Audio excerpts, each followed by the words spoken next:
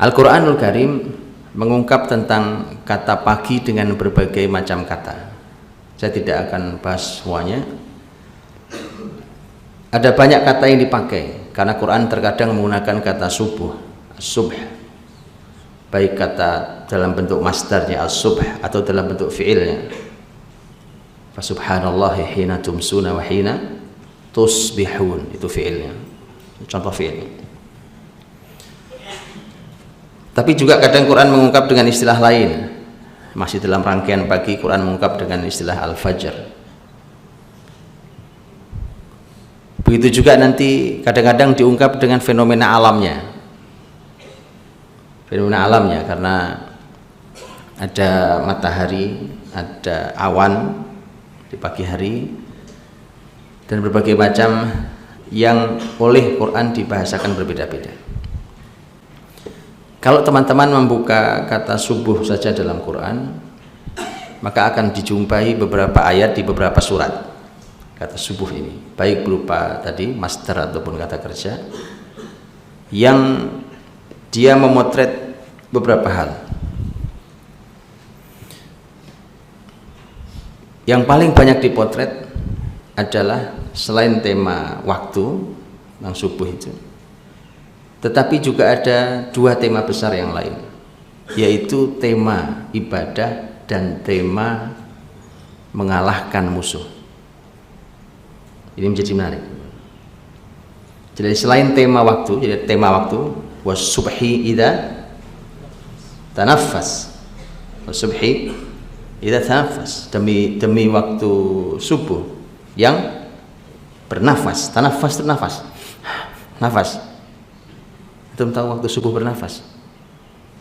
Apa maksud subhi idza tanaffas? Wal laili idza as'as was-subhi idza tanaffas. Pernah antum tadabburi ayat ini? Subuh bernafas itu maksudnya apa? Saya punya kenangan indah tentang ayat ini. Waktu itu salat di Masjidil Haram, saya lupa apakah Ramadan atau apa, dan saya ingat betul karena kenangannya buat saya agak aneh. Imam Masjidil Haram Syekh Su'ud Shuraim, Syekh Shuraim hafizallahu ta'ala, saya sangat suka dengan bacaan beliau, dan beliau waktu itu membaca ayat ini, wal laili idza as'as was subhi idza tanaffas. Itu beliau nangis sampai nggak bisa lanjut, Pak. Ayo coba antum pikirin, kenapa beliau nangis ya? Itulah kenapa buat saya dalam kenangannya, apa yang beliau tangisi di ayat ini gitu. Betul kan? Wal laili idza as'as tentang malam, dan tentang subuh tentang pagi hari yang bernafas. Betul kan? Lihat bedanya ahli Quran sama kita. Sampai sekarang kita nggak paham, betul? Itu beliau nangis sampai nggak bisa jalan baca ayat, berhenti baca ayatnya. Ya tadaburnya, ya kan? Ayat kita hafal lewat, ya kan? Makanya ini penting untuk setelah gelombang kita mencintai tahfidz Quran ini, berikutnya adalah mentadaburi Qurannya. Nah, kembali bahwa bahkan ketika Allah bersumpah dengan was-subhi juga wal fajri dan seterusnya, membuktikan, karena sumpah itu membuktikan betapa pentingnya, karena Quran Allah tidak bersumpah dengan hal yang sepele. Tapi dua hal yang berikutnya menjadi luar biasa, karena yang satu bicara tentang aktivitas muslim di pagi hari itu, dan yang satu lagi bicara tentang menyerang musuh di pagi hari itu. Jadi yang satu berhubungan dengan internal muslimin, ibadah muslimin, yang satu lagi berhubungan dengan muslimin melawan musuhnya. Dan ini ada dalam beberapa ayat. Umpamanya tadi ayat yang tadi saya bacakan, fa subhanallahi hina tumsuna wa hina tusbihun. Maha suci Allah saat kalian memasuki sore hari dan saat kalian memasuki pagi hari. Itu adalah kata tasbih, fa subhanallah, yang tafsir dari kata tasbih bisa tasbih zikir, bisa maknanya sholat dan seterusnya. Atau juga tentang ayat yang lain yang tidak menggunakan kata subh, banyak menggunakan kata bukrah. Bukrah itu pagi. Fi buyutin adinallahu an turfa'a wa yudhkara fiha ismuhu yusabbihu lahu fiha fil ghudwi, al-ghudwi di situ, wal asal. Ini juga tema pagi. Jadi ungkapan kata pagi banyak di Quran.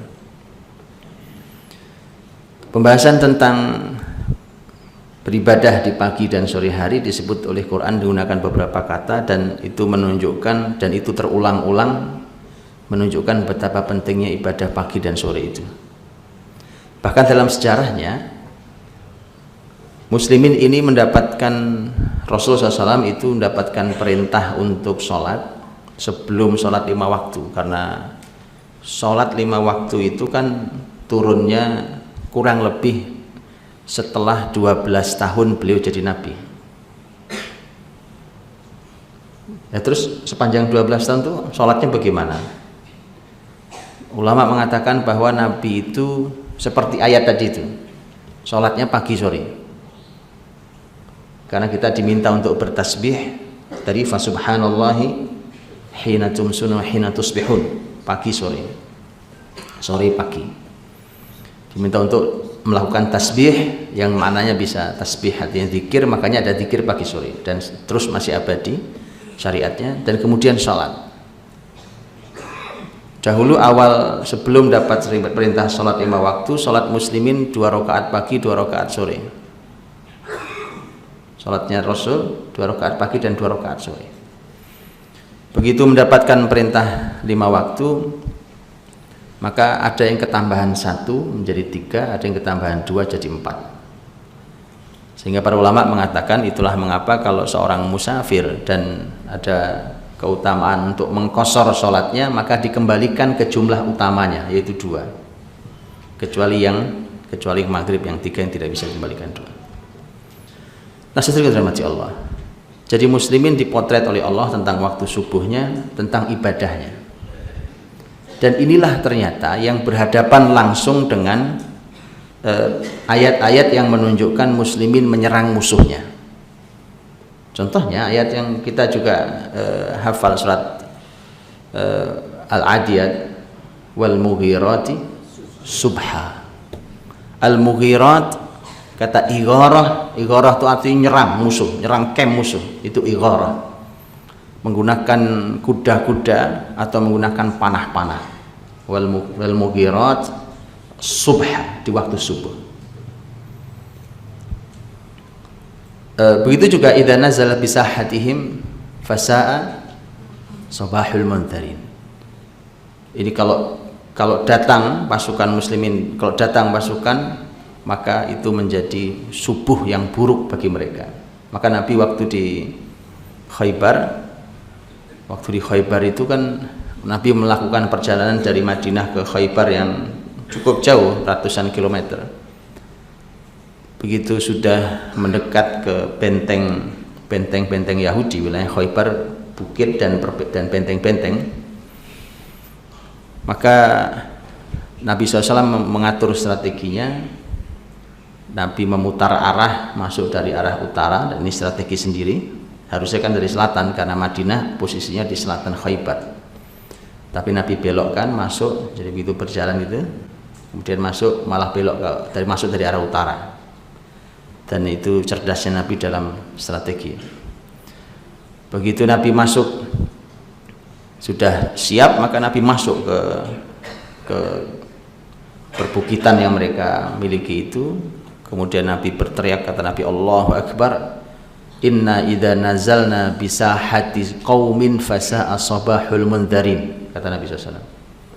Ya, Allahu Akbar, kharibat Khaybar, kata Nabi, Allahu Akbar, Allah Maha Besar, hancurlah Khaybar.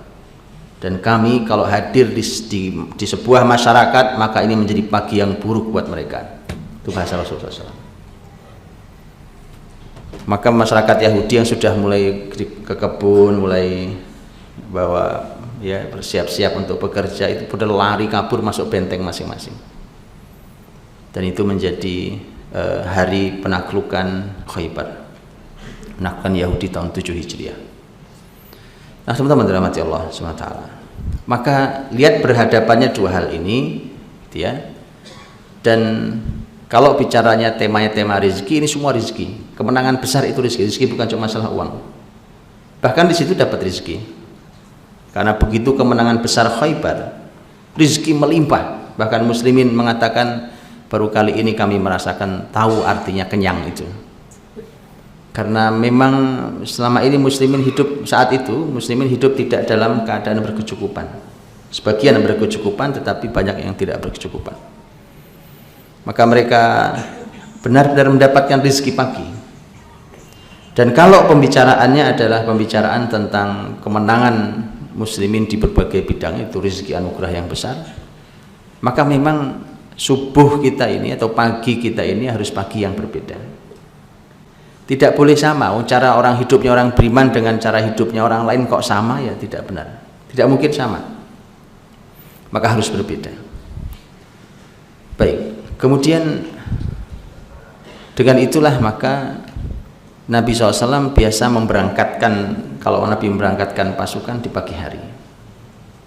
Dan sekali lagi kemenangan terhadap berhasil menegakkan syariat Allah, menjatuhkan bendera musuhnya, dan bahkan ghanimah. Karena ghanimah itu teman-teman, harta rampasan perang itu kalau antum baca di buku-buku perekonomian Islam pertama-tama dulu, umpamanya kitab-kitab termasuk buku-buku awal Al-Qadi Abu Yusuf umpamanya, atau Abu Ubaid Qasim bin Salam, yang menulis buku-buku awal yang jadi inspirasi berikutnya tentang mengatur harta negara.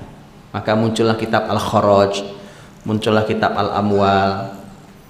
Itu di situ memasukkan ghanimah sebagai bagian penting dari income negara.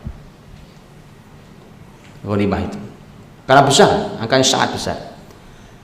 Tidaklah kekhilafahan Islam perekonomiannya berubah luar biasa di masa Khalifah Umar radhiyallahu anhu, kecuali setelah muslimin berhasil membuka wilayah-wilayah itu. Wilayah Irak yang sangat subur, wilayah Syam, wilayah Mesir yang sangat subur. Dan wilayah-wilayah inilah yang kemudian menjadi sumber penghasilan muslimin, ya. Dan itu hasil angkanya sangat besar.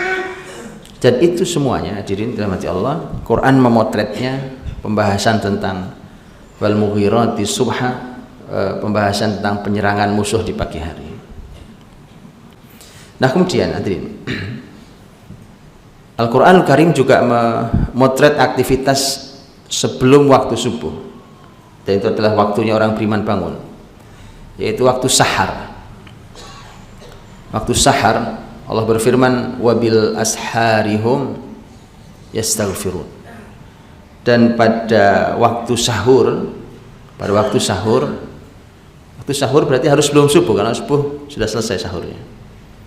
Apapun waktu sebelum subuh, waktu sahar. Pada waktu sahur itu, waktu pagi itu, muslimin beristighfar, yastaghfirun.